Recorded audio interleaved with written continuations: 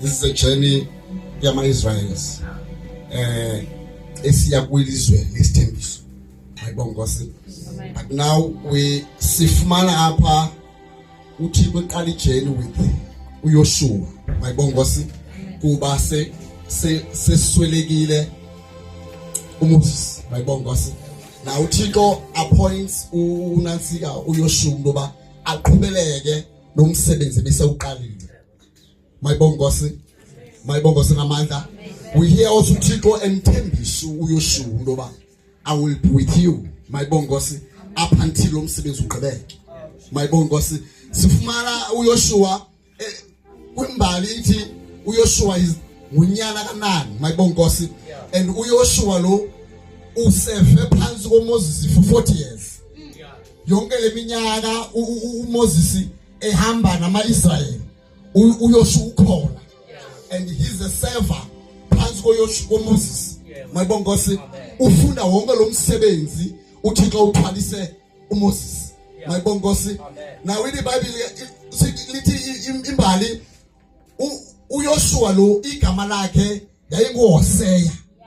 But wachinjwa igama nguMoses. But uYoshua noYesu ilimali amagama abo aminisha same thing. Ukusindisa abantu. Umthwalo kaYoshua wayekusindisa amaSrayeli. iBhayibheli ithi imbali with military ngokulwa. But kasifika kule yethu indawo sifika uYesu esiphethela ubabalo. Ngegazi lakhe wasithwalela. Mayibonga Nkosi. But ngeke ngifunda ngafika into ba nangolo uThixo ebathembisile wathi izwe labo. Kodwa angifika abayithathanga lulisa. Kuye kwenyazeleka bakubekho imfazwe. Kufa abantu. Mayibonga Nkosi. Mayibonga Nkosi. Now in iBhayibheli uYoshua wakhupha amadoda wathi mawaqande phakathi kuminquba. Ashumayela indaba lokuba kusele insuku zintathu siwe eJordan. Abantu basilungiselele. Ngithe kanjonga ke nathi sinensuku ezintathu sizobe silapha kwenkomfa. Mayibonga Nkosi. Mayibonga Nkosi. Apho ufune sizilungiselele khona basiwele.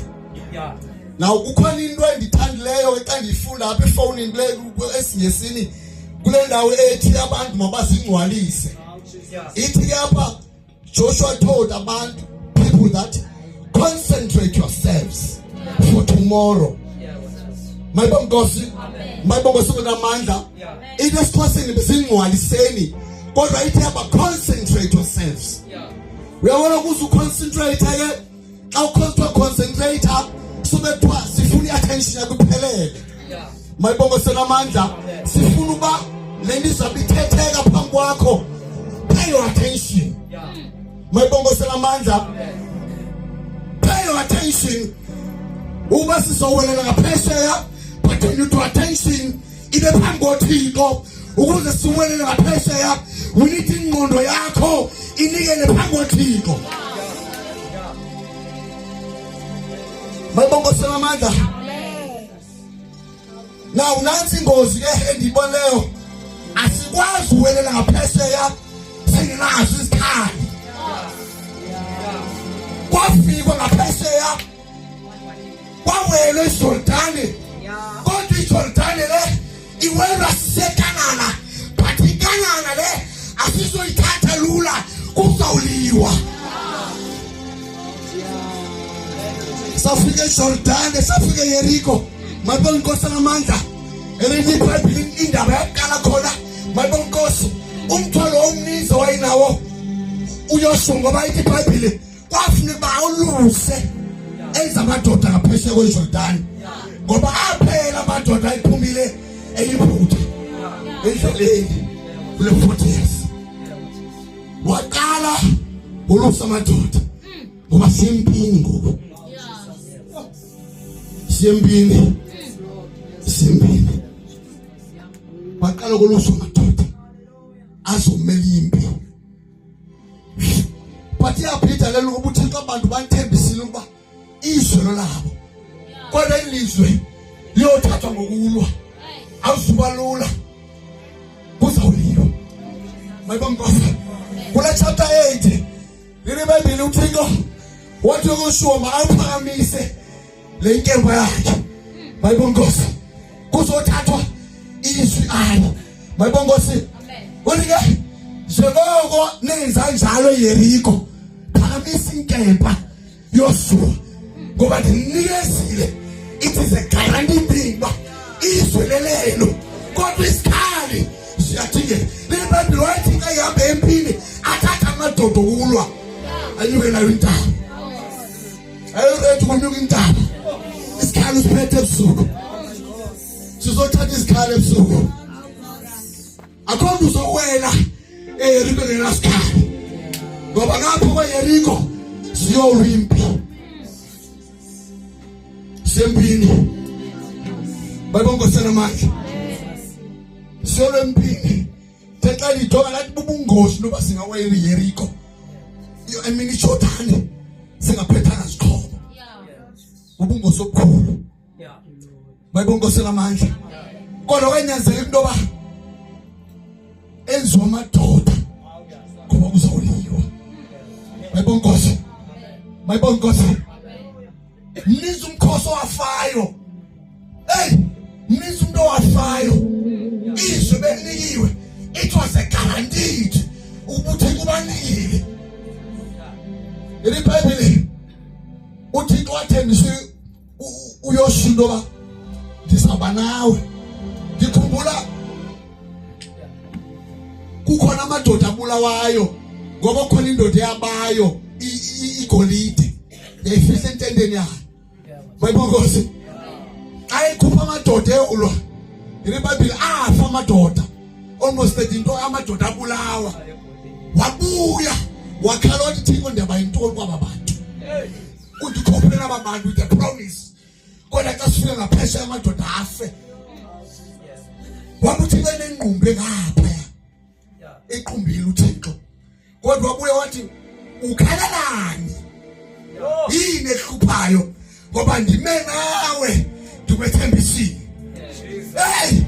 ungakhali ngoba isithembiso simile noma sikwenethile promise is a promise navigate yourself where I am standing navigate yourself sikhangele ngoba uthembisile wathembisile ebusuku promise is a promise iJordani nizawela that is a promise ithi Bible uNjehova nifrenime phambi kweJordani ngoba ukhona umqondisi le Bible afike amadoda itshe kaThixo iyakhokhela ngoba uThixo ethembisa lakhe futhi engakajikela kwafike kwenze umqondisi mamanzi yabana uba yayingamanzi alamancinci la ayi laba Israyeli kwa anako ukunqumla kodwa kuyabonakala ba yayingamanzi mancinci la kwakumele kwenze umqondisi le Bible lapha amanzi amanzi azindonga ngoba promise is a promise ile phela awele emhlabeni omile enko apha amanzi ayisamanzi ngoba kuwelihlanga likaJehova kuwela abathonje uThixo abakhonje uThixo bayibongosela manje kodwa mhlanje ebusuku singavuma ukwela singaphetha ngesixhobo zethu ezilahlekileyo kumele sibuye ngoba sizawulela empini ilona lo makaphathe isixhobo sakhe ngoba ngaphesheya siyempini mayibongosela manje isizwe sathathwa ngoba uYoshua wayekhutshwe namadoda ukulwa ile Bible wayebiza amadoda ukulwa athi yani empini wayebiza athi uThixo wenu uthi uba ukutsho kaThixo yena abesedlulisa ulwana phambili wayeza ukuthanda kwakhe kodwa indlebe yakhe ekuThixo ubamba ukusho kaThixo abese uThixo uthi makube nje. Bayibona sebusuku. So sizobamba lo mazwi oba aswele namhlanje ebusuku. Noma Thixo usikhomba kodwa aswele singaphethanga izikemba zethu. Namhlanje sizolanda okwethu ebusuku. Sizowela nako namhlanje. Kusuku lwesithathu sizobe siphethe positive message. Bayibongosela amandla. Bayibongosela amandla. Sizowela nazo isithobe ebusuku. Asiwela sivumi. Asivumi ukwena singaphethanga ukulungileyo. Bayibongosa. Hallelujah. Hallelujah.